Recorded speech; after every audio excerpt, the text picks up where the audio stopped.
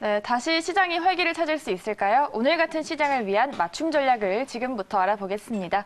자, 지난주 모의계좌 1등 매니저와 함께하는 특별한 시간이죠. 박준남 매니저 나와주셨습니다. 안녕하세요.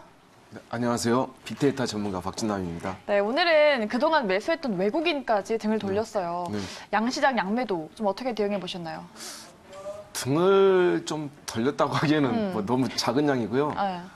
등을 돌린 건 외국인이 아니죠. 기관입니까? 예, 기관이죠. 네. 예. 오늘 외국인들은 산 거에 비하면 뭐 2조 5천억, 3천억 정도 넘게 매수를 하다가 1월 달부터 한 번도 안 빠지고 계속 매수를 했거든요. 그래서 오늘 쥐꼬리만하게 오늘 뭐 쥐꼬리만하게 팔았는데 등을 돌린 건 정확히 아닌 것 같습니다.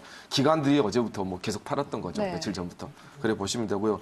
시장이 분분한 것 같습니다. 여기서 한 번 더 탄력을 받고 갈 것이냐, 전고점을. 코스피 같은 경우는 상당히 세요. 전고점을 돌파하고 가는데 코스닥 같은 경우는 오늘 전고점을 돌파하면서 살짝 밀렸는데요. 저는 시기상조라고 봅니다. 시기상조라고. 왜냐하면 지금 우리나라의 증시도 마찬가지지만 우리나라의 기업들 정말 한 10년, 20년 전 그 기업 가치하고 똑같아요. 물론 가격이 낮다는 게 아니라 지금 보시게 되면 코스닥 같은 경우에는 거의 한 10년 주기에 그 상황에 머물러 있다, 지수가. 그래 말씀을 드리겠습니다. 하여튼 한국 증시 뭐 2%대 성장성을 유지하면서 전 세계에서 지금 이머징 마켓 관련해서 상당히 많은 자금이 들어오고 있는데요. 코스피 같은 경우는 한 87조 정도. 이번에 한 1, 2조 정도 더 들어왔으니까 한 90조 정도 가까이 10년 동안 매집이 잘 되어 있고요. 코스닥 같은 경우는 한 8조 정도. 8조에서 한 9조 정도 매집이 상당히 다 있다. 아시죠? 외국인들이 왜 들어왔는지. 우리 한국 증시에 올려야만 외국인도 빠져나갈 길이 있다. 그렇게 말씀드리겠습니다. 네, 알겠습니다. 시장 짚어주셨습니다. 양시장의 양매도 기관 금융투자 중심으로 지금 매도가 이어지고 있죠. 지금 코스피 시장에서 외국인이 많이는 아니어도 800억 원, 800, 600억 정도 매수세를 보였는데 이 부분은 걱정할 만한 건 아니다라고 짚어주셨으니까요. 걱정하지 마시고요. 자, 이제는 본격적으로 수익 내신 이야기를 들어봐야 될 것 같은데 어제 매니저님이 공개해 주셨던 코이버라는 종목이 있습니다. 이 코이버 종목은 양자 컴퓨터 관련된 기술인데요. 이 종목으로 20% 넘게 수익 냈다고 들었거든요, 매니저님. 이 종목 네네. 리뷰해 주시죠. 코이버 이름이 좀 코이버 특이하죠? 네. 코이버인데 코이버 같은 경우는 이제 뭐 잠깐 좀 장애가 있어가지고 좀 말씀으로 드리겠습니다. 코이버 같은 경우에는 어떤 회사냐면 NI하고 SI 업체예요. 쉽게 말씀드리면 우리 이런 노트북을 연결해서 회선을 쓸 수 있게 하는 장비들.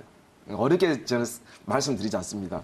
왜냐하면 어떤 물건을 파는지 아는 회사여야 되거든요. 그래 보시면 코이버가 납품하는 회사는 우리나라 굵직굵직한 대기업 통신 3사 KT, LG U+, SK텔레콤입니다. 근데 이번에 SK텔레콤이 우리가 이제 해킹 많이 당하잖아요. 그렇죠. 얼마 전에 뭐 연예인도 해킹 당해가지고 뭐 진짜 좀 볼 수 없는 내용들 그런 것들 많이 누출됐는데 이제 보안의 기술이 떠오르는 것 같습니다. 5G를 쓰다 보니까 방대한 양들이 무선을 통해서 흘러다니다 보니까 해킹 기술이 너무나 고도화되고 있는 것 같아요. 남의 개인정보를 빼돌려서 그걸 악의적으로 사용하는 그런 관점에서 이 코이버라는 회사가 장비에서 해킹과 그리고 도청 그리고 뭐 그런 침입 그런 부분들을 막아주는 장비거든요. 상당히 비싼 장비입니다. 네. 고마진이고. 그리고 이 회사가 우리나라에 코이버가 있다면 미국에는 뭐가 있냐면 시스코 시스템들하고 시스코 시스템 장비라고 생각을 하시면 됩니다. 그래서 뭐 주가를 좀 이따 보여드리겠지만 이런 그 장비 회사들은 특정한 라이센스를 가지고 있어야 됩니다. 그만큼 상당히 고도의 기술이 필요한 엔지니어들이 대거 포진되어 있다. 그렇게 말씀드리고요.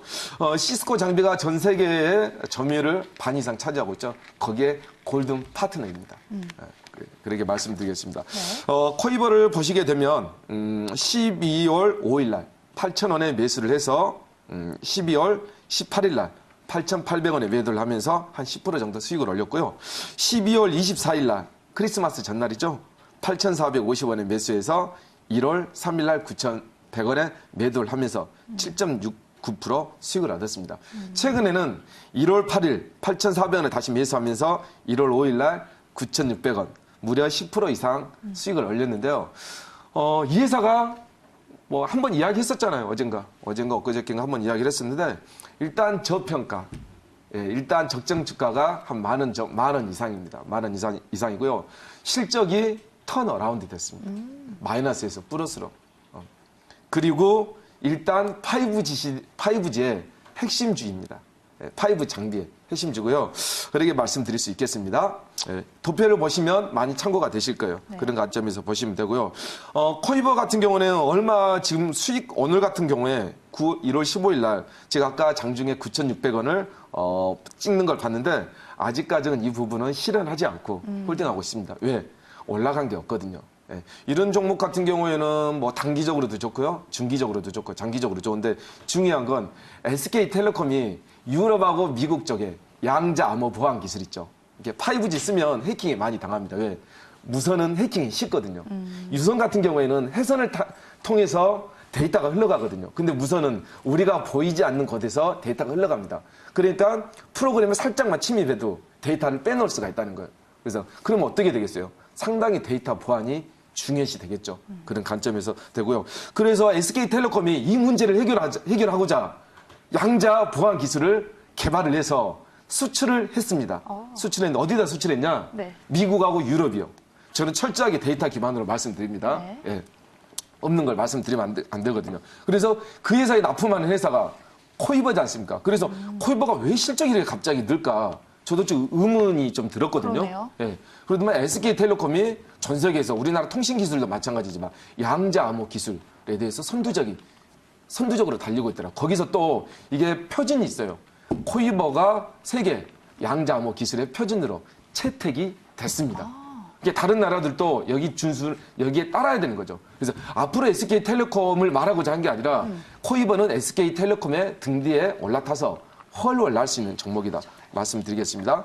코이버 단기적으로 중기적으로 쭉 지켜보면 될 것 같습니다. 네, 어제 네. 또 자세하게 다 짚어봤던 코이버죠. 여러 번 정확히 잡으셔서 수익을 또 내주셨습니다. 오늘 주가 고점대였던 9,600원에 매도가 되면서 20% 누적 수익률 축하드립니다. 자, 이제 많은 시청자분들이 기다리고 계시는 시간이죠, 매니저님. 특징주들을 알아볼 시간인데 앞으로 좀 주목할 만한 종목 어떤 게 있을까요? 이제 곧 있으면 제가 정치 이야기를 안 하려고 하는데요. 긴 이야기는 안 하겠지만 네. 우리나라가 지정학적 리스크 상당히 민감하죠. 그리고 정치. 그렇게 보면 되겠습니다. 뭐든지 정치를 잘해야 되죠. 네, 그렇습니까? 어떻게 보면 이제 인간 대 인간관계 처세술이라고 하지만 이제 총선이 이제 4월 달입니다. 얼마 남지 않았죠. 가장 설날에 이슈가 되는 타이틀이 어젠다가 아닐까 그렇게 봅니다. 거기에 관련해서 여당 차기 대선 관련주를 한번 준비해왔습니다. 네. 당연히 실적, 좋습니까? 저평가, 네. 흑자전환, 당연히 3박자, 4박자 기대되네요. 돼 있어야 되겠죠. 우리 그거 안 되면 안 가지고 나오죠. 네. 남성이라는 종목입니다. 남성이요? 남성이라는 종목인데 수신기, GPS 수신기도 만들기도 하고요. 그리고 여당 유력 대선 테마주이기도 합니다. 중요한 건 이번에 CES 미국에서 열리는 IT 최대 가전 박람회 2019년, 20년에 인공지능 아마존하고도 연관이 되어 있습니다. 좀 넘겨보도록 하겠습니다. 네. 이 종목을 보시게 되면 그림을 한번 좀 띄워주세요. 네. 글씨보다는 아마존 알렉사 오토. 이게 뭐냐면 AI 인공지능 비서입니다. 애플 쓰시죠? 당연히 쓰죠. 시리 아시죠? 네. 예, 구글 어시스턴트 아시죠? 다 인공지능이죠. 그죠? 삼성의 빅스비 아시죠? 다 인공지능이죠. 근데 아마존 알렉사 오토 아십니까? 그거는 처음 들었네요. 좀 생소하죠. 네. 그건 차량에 들어가는 인공 비서입니다.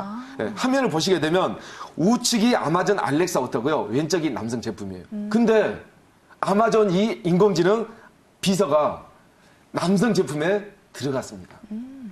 이게 들어오면서 6월 24일, 6월 차트로 보시게 되면 6월 24일 상한가가 2번 정도 나왔었고요. 5월 14일 상한가 한 번 난 다음에 한 70% 상승을 했습니다.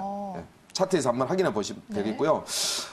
현금성 자산 증가를 한번 기업을 좀 들어가 봐야죠. 보겠습니다. 네. 56년 된 회사. 우리나라의 10대 장수 기업 중에 하나입니다. 작년 보니까 59억에서 현금성 자산이 102억으로 두 배 이상 배가. 늘었네요. 아우, 좋습니다. 예. 돈 많이 버는 회사, 능력 있는 사람, 능력 있는 기업, 우리가 좋아하지 않을 이유가 없겠죠. 그렇죠. 2019년에 이 남성의 그 알렉사 오토, 아마존 인공지능 비서를 탑재하는 걸 아마존 부스에서 시연하면서 세계의 주목을 받았어요. 이건 제 개인적인 주장이 아닙니다. 네. 이렇게 말씀을 드리고요. 한번 화면을 또 보시게 되면 남성이 아마존만 있냐? 구글 어시스턴트, 구글 안드로이드에 오토 인공지능 비서 관련해서 플랫폼에 대해서 개발을 진행하고 있고 플랫폼의 인증을 받았습니다. 그것만 있냐? 애플까지 있습니다. 애플 시리가 있죠. 애플이 스마트폰에 인공지능만 들어가겠습니까? 아닙니다. 차를 공략하고 있습니다. 애플의 카플레이라는 차에 들어가는 인공지능 플랫폼에 인증을 받았다. 뭐 미국에 있는 인공지능 비서들은 남성이 다 받을 모양입니다. 예, 뭐 그러네요. 조금 좀 하면 그래서 다음 그림을 좀 보시게 되면요. 네. 이번에 CES 2022 열렸지 않습니까? 화면을 보시게 되면 알렉사 오토 우측에서 왼쪽에서 한 네 번째 알렉사 오토라고 보일 겁니다. ALEXA 알렉사 오토가 이게 바로 하도가 됐습니다. 2020년에도요. 하도가 됐으니까 이제 상용화하면서 시제품이 나왔는데 반응이 상당히 좋다고 합니다. 혹시 자율주행차 타보셨나요? 아직 안 타봤습니다. 저 어제 유튜브에서 한번 밤새 봤는데요. 좀 무섭기도 했는데 신기하더라고요. 신기하죠. 예.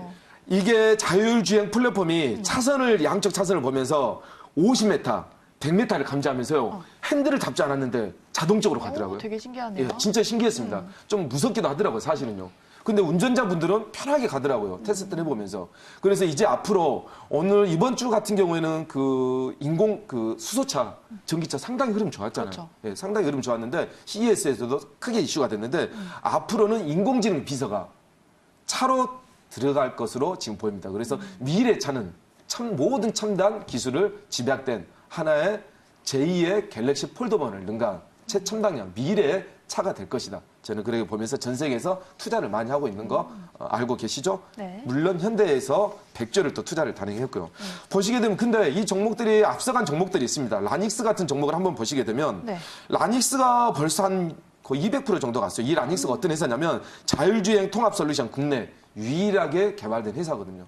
상당한 독보적인 기술을 가지고 있는데 5,800원에서 10,000원까지 가는 모습을 보일 거예요. 근데 남성은 아마존이 인공지능 알렉사 오토를 차량용 비서를 공동 개발하면서 자사 제품에 탑재하면서 갔는데 주가가 아직 관계 없어요. 그러네요. 관계 없습니다.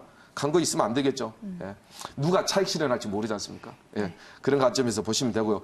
남성이 이것만 있냐? 딱 두 가지 남성은 뭐 결과적으로 말씀드리겠지만 두 가지 포인트를 잡으면 될 것 같아요.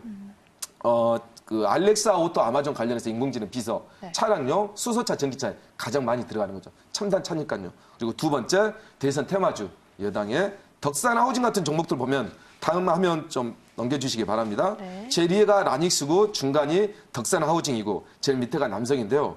덕산 하우징, 여당 대선 주자 종목들 지금 상당히 가파르게 가고 있습니다. 종목들이 순환매 되면서요. 그러니까 남성은 자율주행차, 수소차, 전기차에다 합류되어 있고요. 한 발 담궈져 있고 다른 발로는 대선 테마주 여당에 담겨져 있으니까 대표이사께서 서울대 법대 동문까지 같은 학연으로 연결돼 있다. 거기까지 말씀드리면서 네. 아직 숨겨진 마지막 종목 남성 한번 기대해 보도록 하겠습니다. 네, 이 종목은 가격 전략도 제시해 주십니까?